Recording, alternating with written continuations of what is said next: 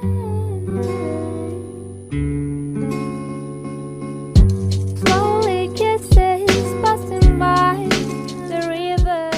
to another exciting edition of $1 Million Peddlers. I'm Paperboy. And I'm Mr. Magazine. Look what I got sporting today. Got the Hollister. A little shout out to Don the Auction Professor. We appeared on his live show recently, depending upon when we post this, of course. And if you haven't checked it out, do check out the Auction Professor on YouTube. He's got a lot of great content out there. Good friend of the channel. Always been very supportive of us. What do you think having been on there? It was a fun time. Great. Covered a lot of ground. Thanks again. I'm always learning from that guy. That is absolutely true. And take everybody behind the curtain for a moment. He did spend a fair amount of time with us before the show, a good 20, 25 minutes. In fact, I don't know about you, but I know that when he was talking to us before the show, and my eyes aren't real good, I couldn't see the clock in the bottom corner of the computer. Right. But I'm saying, is he cutting it too close? Was the show supposed to start already? And then after the show, he must have said 3 or 4 times that he had to go because he had an appointment that he needed to do. And yet he didn't. And he gave us all the time in the world, gave us some good tips on the channel, gave us some good tips overall. Just a great guy. Just a great guy on there. But one thing that we were talking about on the show that I think is very true, and I kind of wanted to bring it up here, is... when did eBay start? 1997, 1996, 95, whatever the heck it was. Yeah. You started on there in, 98, 99, probably starting the list? A couple years after, yeah. Yeah. So we're just going to say January 1st, 1998. How many items did you have on eBay? I think we reached... You would have zero. Well, you would have zero. Zero. Zero.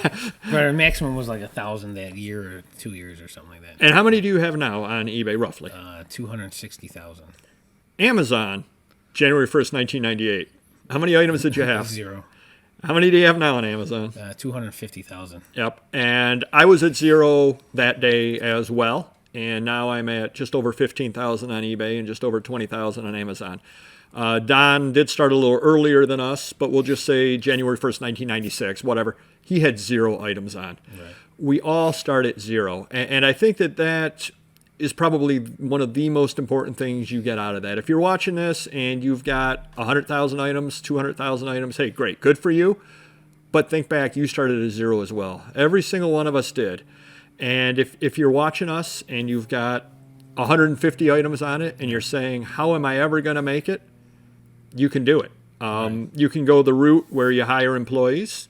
You kind of did it haphazard back in the day. You kind of had, your sister helping out and people helping out as they could, listing items here and there. Yeah. And I do remember you did hire somebody, it's kind of as a subcontractor basis back, listing comic books for you. Oh, yeah. And they listed an awful lot of comic books. I will give them that. The quality control may not have been quite so good. They were pounding them out for you. Yeah. And that's one thing also that you do need to worry about if you're trying to get really large, is keeping the quality up. I think you do a lot better job now with quality. Yeah, you live and learn, as you go through it. So, but throughout the years, I think you had a couple of times where things lapsed a little bit as far as quality goes. Yeah, well, even that time we got booted off eBay, whatever, 12 years ago or whatever, and we found Amazon. Yeah, we were not very efficient. We were sloppy, shipping things, incorrectly and pissing off customers. So we definitely changed that and turned it around. Well, it's funny you said that because before we started this video, what did I say to you? Well, you said a lot of things. A lot. One thing that I said to you was, hey, do you mind if we talk about... And then I wouldn't tell you what it was. And I said, yeah, you opened the door during the show with Don. And you just opened the door again. Yeah. You just opened the door again. Yeah. And I wanted to go into your having been suspended from eBay for 30 days. Now, we're going back 10, 12, 15 years, quite a while, probably. It was, 12, 13 years, I think. 13 years ago. We've been on Amazon that long, pretty much, I think. Yeah. What happened? I think back then their rating system was very important to them as far as like being a 99, 98, and we were dropping, I think, into 97.9, I think. Which actually, and I don't Which mean nowadays I think that's more normal. I was just Yeah. going to say, we've done a couple of videos about buying shipping supplies and the importance of buying shipping supplies quickly because with the pandemic and all that sort of thing. I do ordering for you for shipping supplies as well as ordering my own shipping supplies. It is absolutely amazing how many people are at 97.2, 96.9. Yeah. Some of these people are 86%, and they're still on there. Now, granted, if you're not selling a lot of items, it's pretty easy to get down to. It's still not easy to get to 86%, Right, but you have two people. You're shipping out shipping supplies. A couple of people, due to the pandemic, can't come in. They can't fill your orders. Things end up getting late. The post office loses the items or keeps them slow. Meanwhile, how often do you need shipping? So how often do you ship things out? Every day. Every day. So you order this box. Ooh, that's heavy. There's a box over there I was going to grab. That's the problem doing this all live and spontaneous. But you've got, I don't know what that is, a 10 by 8 by 4 box or whatever the heck it is. You need those. Right. You go and you order them. You want them to come in. Oh, sure. You need them to come in because otherwise you've got a pile of backlog that cannot go out. Right. So I think that might be why so many people in the shipping supply industry have such poor ratings, really. Right. Yeah. But so what are you now? 99.8, 99.9, somewhere around Yeah, there? we hover around 99.8, yeah. So, yeah, big, and we're way bigger than we were back then. So we were at like, I think, 10,000 listings back then. Or was it 1,000? It might have been even 1,000. Was it that low back then? I think, yeah. And so I think we had a lot of negative feedback. So say we had, 100 positive and we had 5, 6, 8 negatives. And, their rating system back then was a big deal. And I don't think they were doing like the 3-day suspensions or, keeping you on. I think we were wiped out completely. I think we just started at 0 after 30 days. Oh, that's right. Yep, Yeah, you were down to 0. Yep. Yeah, so we lost. I think it was 1,000 listings. That's back in the day. That's what we had up at the most. So what led to that? I mean, you were getting more negatives. Why? Yeah, I mean, people getting packages with broken items in them, shipping things late, not having the items. It was just a bunch of different stuff. We just weren't efficient. No business model, no plan. We just winged it, and it is what it is. So. I do remember a lot of times thinking back that far were things like, "Hey, have you seen this?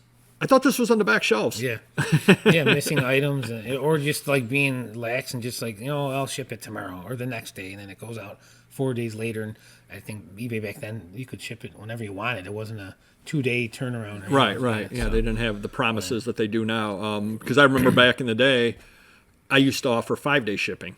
Now I always shipped faster than 5 days, but I offered 5-day shipping because my thought was, at the time, my day job was having me go out of town for a day or two at a time potentially, or if I went away for a vacation type deal for a day or two, that sort of thing. 5 days, I always could ship within 5 days, and it wasn't such a big deal. Yeah. I mean, because back then everybody was doing that, and people didn't want overnight shipping or expect the shipping the next day. I think Amazon really changed the game on that. Well, another big thing too is the tracking. Tracking was an option back then. You had to pay for the tracking. So that's true. I think delivery confirmation, 19 cents or something. I remember. Yeah. 90% of our items probably didn't have tracking, so that would make people more nervous. Like, when did you ship it? You couldn't prove when you shipped it. So. But we got a bunch of negatives. That's right, because you didn't do the, back then as well, you didn't do the shipping through the eBay system. If you're going back that far, you had to get a meter. We had the meter, yep. Yeah, remember that? Yeah. Then our meters grew as we grew, and then and now we're just doing eBay and Amazon. eBay and Amazon shipping only, yeah. Yeah, no, so there have been a lot of changes throughout the years as far as the way the system goes as well. And I'm sure Auction Professor remembers all these times too. Little walk down memory lane. And that's one thing, if you read through the comments, we had a couple of people in comments on some of the videos that, they came over after watching us on there. And they said, "Hey, I saw you on there," type deal. So, we got a lot of subscribers, a lot of watches due to that. We definitely appreciate it. But the way that I described it, and tell me whether you think this would be accurate or not, the way that I described it was, it was like sitting down with an old friend talking over a pint at the pub. Yeah, I mean, yeah. that's really what it was, because definitely. we've been through the battles, he's been through the battles, so it was kind of interesting. Yeah. But again, we all started at zero. We all worked our way through. We've all had some pitfalls along the way. I know I was suspended for 3 days at one point for something. I was almost suspended back in the day for selling a cap gun that didn't have the orange thing in the end, yeah. and they didn't say that you had to have it when I went to list it. Yeah. And the only thing that saved me was that I put the dimensions in on it, and it was, I don't know, this size gun. Right, a little and they kid said, gun. oh, well, we're not going to suspend you because it was so small that it's obvious that it's not. And they didn't do warnings then, too. No, That's they did not. You It was made just- a mistake, you're off. Yeah. It was brutal. Yep. It was, I got in Yeah. trouble for that. I called them, and they reinstated, and they said, well, because you listed the size. Right. It was almost like they were trying to put fires out, and as I explained to them at the time, I didn't know there was even a problem. If I'd known there was a problem, I would have put an orange thing in the end. Yeah. And various things back in the day, and I'll admit to it, and I'm sure you will as well. Back in the day, it really, truly was a lot more like the Wild West. Oh, yeah. And I'm thinking of one thing in particular that you cannot sell, but used to go for about $50 that you could find at garage sales regularly. Remember jarts? No, we sold. I bought a bunch, sold a bunch, and I think I'm stuck with a few that I can't sell now. Yep. For those that don't know what they are, they're lawn darts, basically, with metal tips on them. And people would play the game and throw them. Well, as they were throwing them, kids would wander in and get smacked in the head or in the eye and everything like that with them. So they're dangerous, and you're not allowed to sell them. Federal law, I believe, doesn't allow you to sell them. Well, there were times that I would put it up on eBay, and it sold great. Other times it would get caught, and I'd wait 3 months and put it up again. Yeah. Obviously, now I would not do that. Would not do it. I've got far too much at risk. Sure. But back then it was the Wild Wild West, and you would search on jarts and lawn darts, and you'd find lots and lots of them, and everybody was doing things like that back in the day. And that might be why they were so brutal on their suspension. Right. Just that everybody was treating everything as a joke, and they would go and do it. Yeah. So I guess my question to you, what did you learn? And something sticks out of my head, but I'm going to let you tell the story or talk about it, and then I'm going to tell what I remember. What sticks out in your head? What did you learn from the suspension? To be proactive from now on, and call them if there's any question about something that you think is, you shouldn't be listing. Any question in mind, give them a call. And actually, this just happened a few days ago. A gentleman came into my store with, I want to say, 50 street signs. Mm-hmm. And I had a few years ago, and I think I got in trouble for listing a stop sign. I had to take it off maybe 10 years ago. So I had my manager call. I go, before I spend a ton of money on these signs, I want to make sure I can sell them, because I have no other outlet than eBay pretty much for stuff like that. And they were vintage signs, all different kinds you can think of. And she called up, and the first thing they said is, why would you think of calling? What makes you? And they go, what makes you think you can't sell them? I go, well, there's a lot of things you can't sell, and I want to make sure we can sell it. So come to find out, they must have changed their policy, and you can sell the signs now, street signs. So very cool. And they noted it in there just in case. I always tell them, note that in the system that we asked, and you said it was okay to sell them, just in case there is some type of issue with a certain one. So, Right. Oh, wow. There you go. A little tip in there that I had no idea about either. Yeah, be proactive, definitely. One thing that I remember, a couple of things I remember, actually. Number one, obviously you were distraught, and because you were going to go 30 days without any income, right. and you would be starting fresh. Right. And I think I had a couple employees, at least one or two at that point, yeah. So that was scary. And thank goodness Amazon was found, so that way you were able to do that and at least pay the bills in the short term. Sure. And at that point, you were able to put all of your assets, and by assets I mean people assets, toward listing on Amazon. Right. And of course, that's a steep learning curve as well, because you don't know what's going to sell and what's not going to sell. Right. So here you are just jumping into it, not even sure Right. what's going to sell on there. At this point, having done it for years, there are times when I'm at a sale and I'll see something and I'll say, oh, that's perfect for Amazon, that's perfect for eBay, right. type deal. Back then, we had no idea. It was just, can you list it? Can you even list this on Amazon? Can you even sell it, type deal? Yeah. But what comes through to me is I remember it plain as day. You basically, it was almost an epiphany for you, where you just came out and you said, okay, that's enough. I've got to treat this like a business. And that was almost like when you became, and don't take any disrespect because I do not mean it like this at all, but you became a man. You became I have to treat this like a business. Yeah. This is my livelihood. Yep, definitely. Enough screwing around, enough this, enough that. I have to ship out on time. I have to make sure it's listed properly. I have to. Yeah. And it was real eye-opening to you. Yeah. And since then, I mean, you've come so far since then. And I noticed it because I help you out too with the taxes. And 10 years ago, and again, no disrespect meant, you didn't necessarily know what a write-off meant. Right, yeah, true. Yeah. And now you're asking me, how do I purchase this? How do I do this to maximize a write-off? How do I do this? Can I take this off? Can I? And you're asking a lot of the right questions at this point now, whereas you didn't 10, 12 years ago. Yeah. Come a long way on that there. And anybody watching this, I mean, I've come a long way. Don Don will admit he's come a long way. Primetime, another friend of the channel, he's come a long way. If you're watching this, you'll make it as well. All that you need to do is keep plugging away at it. You've got it a lot easier than we did. And by that, I mean, you've got a lot more resources. Yeah. TerraPeak wasn't around back in the day. It was tough. A lot of times, if there were no prior sales, you could only look back, 90 days on eBay? Right, yeah. A lot fewer chances to look up prior sales. The internet just in general, we did the video about how you can translate. Google Translate wasn't around 15 years ago. It wasn't. And if I really wanted to, I guess I could change my keyboard so I could type in the Russian characters. I wouldn't have done that. It wasn't worth the time to sit there. Now all I have to do is scan it with my phone. You have a lot more ability when you're out at you're sourcing opportunities to look up on your phone and see what things sell for, see what they're worth. You can watch clowns like us on internet or on YouTube. True. Or clown.